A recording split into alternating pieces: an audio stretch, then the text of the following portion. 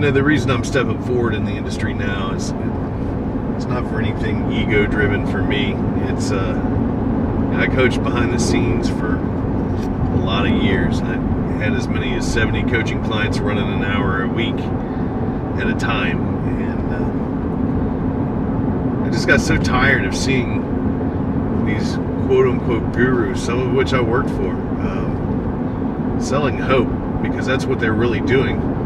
They're all about closing their own sales, selling their own products. But in a lot of cases, and this is what I came to realize, is that a lot of people just were not even ready, even if the product, the information that they were selling was solid, good tactical information about how to build a business online and make it profitable, or how to get in control of your life. A lot of people lack the core skills, psychological principles, basic stuff that would allow them to make the most out of it. So they were basically just spending this money and it was just going down the toilet. And that just kind of really irritated me. Because if you're not in this industry to help people, if you don't really care ultimately about whether people take what you teach them and help themselves to transform their life and become a bigger, greater version of themselves, and that much more able to live with the enthusiasm of actually achieving their goals and dreams, you're in the wrong business.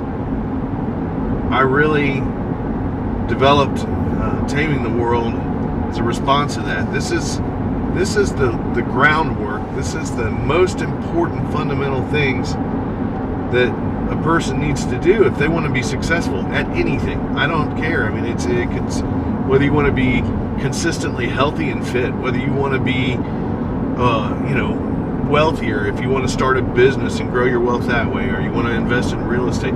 All of these desires, these goals, and there's fairly common clusters of these goals. Without these fundamentals, the chances are not nearly as high. It's kind of becomes a dumb luck kind of thing.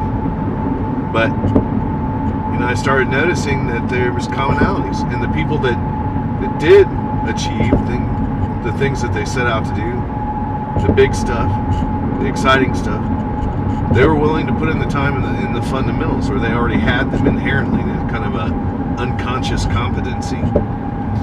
But it's like karate. You don't go in your first day in a dojo and expect to be a black belt MMA fighter. You're not doing these complex moves in a tournament setting. You're learning how to punch. You're learning how to kick. How to do a front kick, how to do a side kick, how to do a roundhouse. Very basic moves. And you have to do those 1,000 times, and then it becomes second nature. When it becomes muscle memory, when it becomes instinctual, then you move on to the complex things, and you do it with mastery, because you've got those foundational principles at the cellular level. And that's what Taming the World does psychologically. We deal with habits, we deal with engagement, we deal with reframing, we deal with reinvention.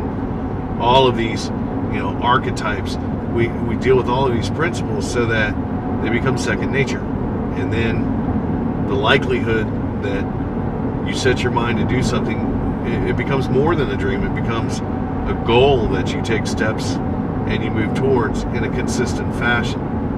It's all about the odds. And ultimately it all comes down to choices. And what kind of choices you make are going to largely determine